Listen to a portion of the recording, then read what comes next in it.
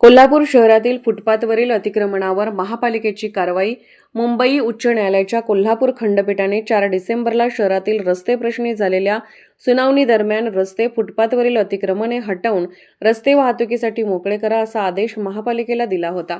या आदेशाने महापालिका खडबडून जागी झाली असून सोमवारी चिमासाहेब चौक ते खानविलकर पेट्रोल पंप मार्गावरील अतिक्रमणावर कारवाई करत फ्रंट मार्जिनमधील 12 दुकानगाळ्यांवर हातोडा मारला. कोल्हापूर शहरातील रस्ते प्रश्नी काही नागरिकांनी मुंबई उच्च न्यायालयाच्या कोल्हापूर खंडपीठामध्ये याचिका दाखल केली आहे.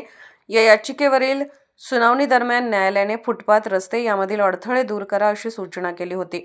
त्यानुसार महापालिकेने सोमवारी सकाळी 11 वाजता चिमासाहेब चौक ते ट्रॅफिक ऑफिस रस्त्यावर कारवाईला सुरुवात केली. या मार्गावर फ्रंट मार्जिनमध्ये काही मिळकतदारांनी दुकानगाळे बांधून ते भाड्याने दिले होते. महापालिकेच्या नगररचना विभागाने संबंधितांना 1.5 महिन्यापूर्वी नोटीस देऊन कारवाईचा इशारा दिला होता.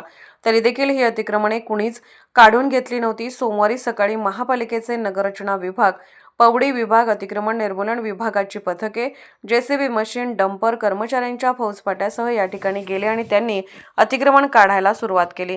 सुरुवातीला तुम्ही नोटीस न देताच कारवाई का करत आहात, नोटीस का दिली नाही अशी भूमिका मिळकतीमधील काही कुळांनी घेतली. परंतु महापालिकेच्या अधिकाऱ्यांनी नोटीस पाठवली आहे असे सांगितले. त्यानंतर दुकानातील साहित्य हलवण्यासाठी या कुळांची धावपळ सुरू झाली.